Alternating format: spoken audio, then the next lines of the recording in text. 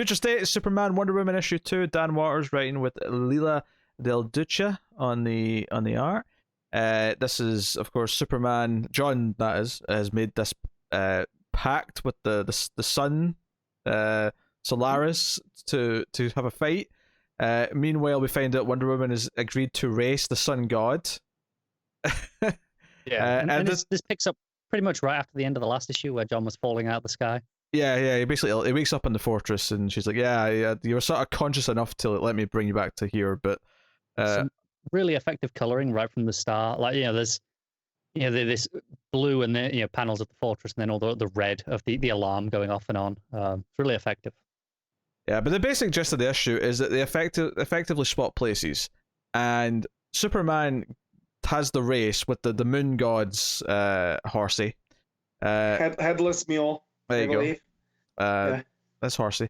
And basically, the idea being that if Wonder Woman defeats Solaris, then there'll be no more Red Sun, and it'll give Superman his strength back, and he'll be able to finish the race without the horse. Even he just, right, because he's losing. Superman. He's being lapped because they're doing laps around like Pluto and back. That's Pluto, the lap. Yeah, because the sun wanted just to do it around Earth and the moon, and John's like, "How about we do that's gonna cause a lot of trouble."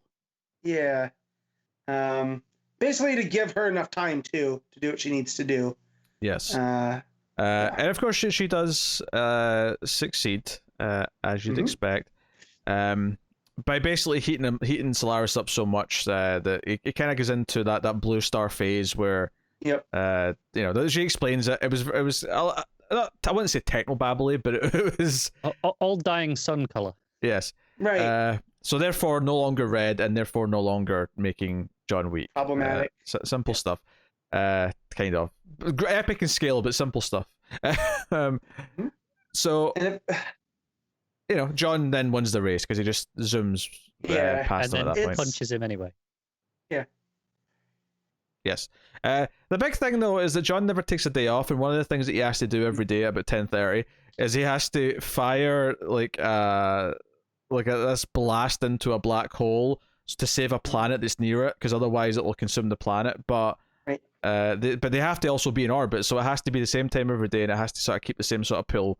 It has to do it every day. So a lot of his story for this issue is that he effectively has to trust Yara to do it at the end so that he can have a day off, which she does. She's got this big cannon thing. In fact, probably some of my favorite art of the book is when we see that black hole pop up. It's so good, whatever that effect is that they're doing with it. It's such a unique thing with the curvature of the color. Yes.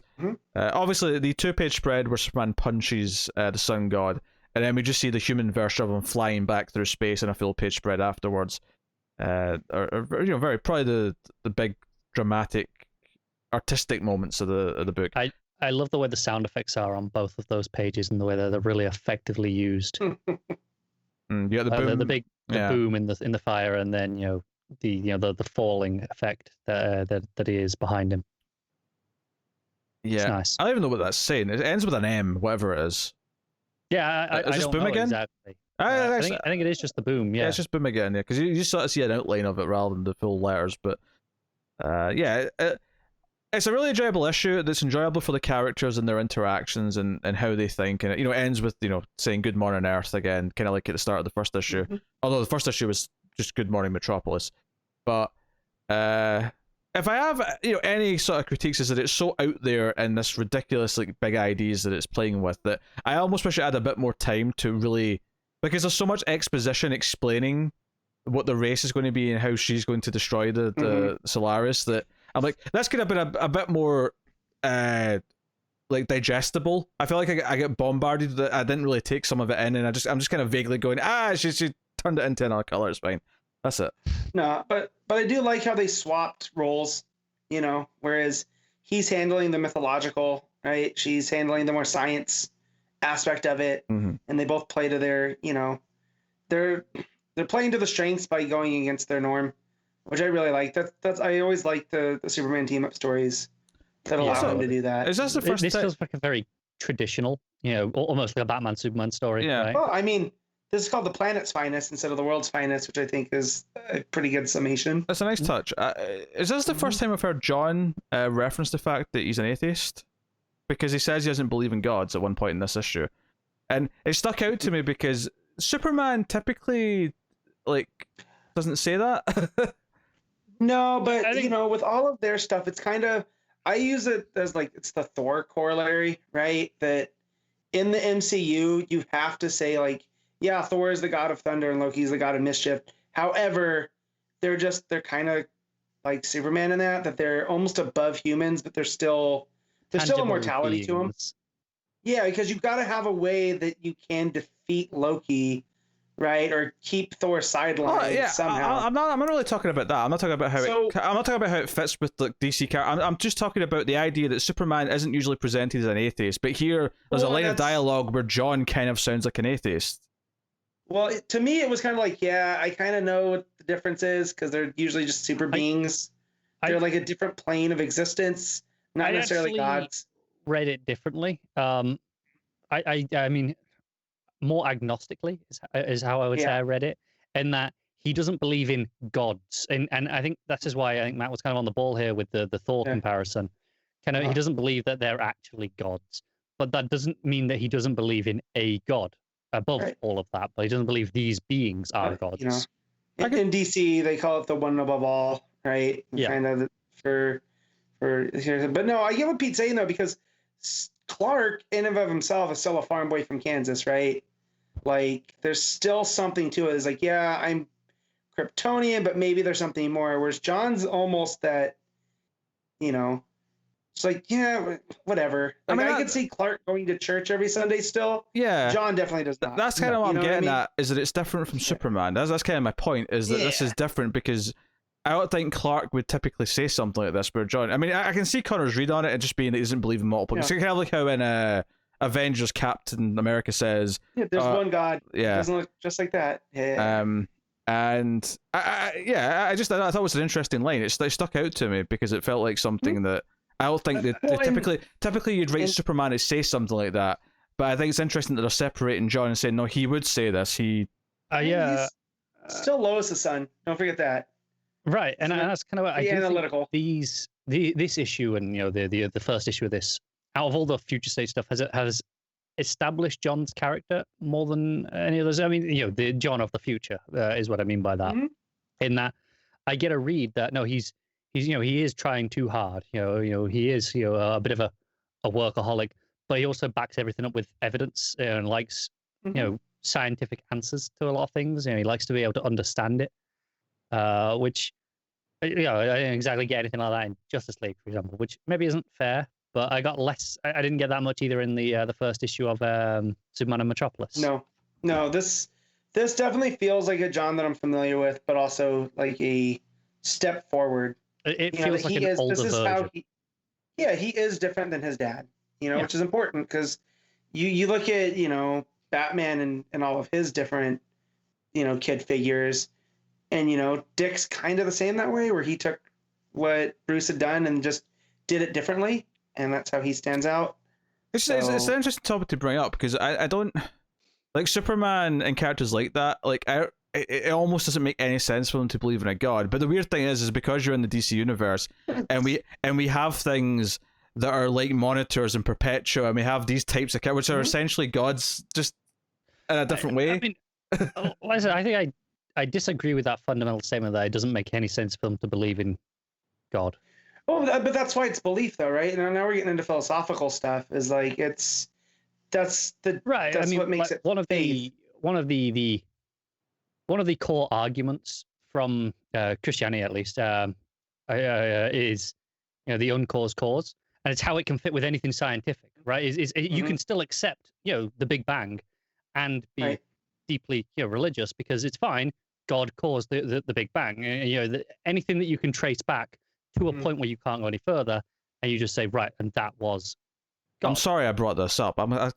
Yeah, but no, I get what you're saying, though, Pete, too, because it is like, and the fact that he's saying it to someone that's so entrenched in mythology, right? Like, she talks with gods. In her story, who knows if it happened before or after this, she went to the underworld and talked with Hades. So, like, for him to say that, it shows the contrast between the two on that level, but also, like, he's known Wonder Woman his whole life, right? And knows what she runs with. So for him to say that, it's almost like kind of like a sly, like, you know. It does in some ways feel like he's putting them down, going, you know, little bit. It's almost a bit of a shitty attitude in that he is putting them down, going, I don't believe that what you think is, your Right. whole life, like I say, he's known Diana, his whole life. It's like all that Right. stuff that you do that you fight, it's not really God. You just think it is. You're wrong. Right. And that's quite a shitty attitude in some ways. And that's quite interesting. Well, but by the end of the issue, he kind of learns about it, because he is getting lapped. Like, granted, it's Solaris is there and whatnot, but this guy is a powerful figure on his own, as the son. I mean, how is he any different besides having a form of a physical son than John himself, who's powered by the sun? Right. It's just all this minutia thing. But no, I do get where Pete's coming from, where you have Superman and this, what he represents, and then John's kind of the next, he almost is a split between Lois and Clark there. So I like it. I like this issue a lot, more so than the first one, which was good. But I feel like this really everything hit the way I think it was supposed to. Yeah. But I just thought that was a kind of not like a bombshell, but just there was just that one line just stuck out to me so much in this book because it was just so different to what I think they would write into Clark's mouth, that regardless of how you want to like take it or how you want to like break it up, I think the fact that he said it at all is noteworthy. Yeah, and I think that's a good thing ultimately, because I don't want him to just sound like Clark.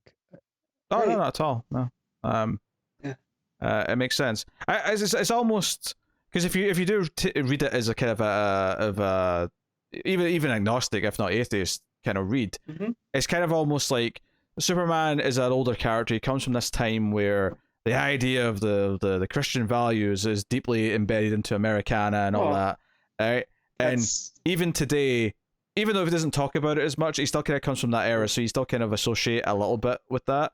Whereas the idea of having his son be a little bit further advanced and a bit more kind of not like rebellious, I don't want to quite say that far, but just the idea that there is a sort of progression there with the world in a way. It's almost a generational thing. Yeah. Yeah. But I mean, when you start to get into it, I mean, what do you think the American way was kind of always representing all those years? And that's why it's been so, that's what I'm looking for. Like, controversial, but not, that's the wrong word. Today. I mean, remember there was that whole story that came out a couple of years ago about what, the American way and people getting all upset about Superman. But yeah, I get where Pete's coming from. Yeah. I don't know. That's interesting to me. So yeah, that's just a solid issue. Matt, what are you giving Superman Wonder Woman? I'm going to say 8.5.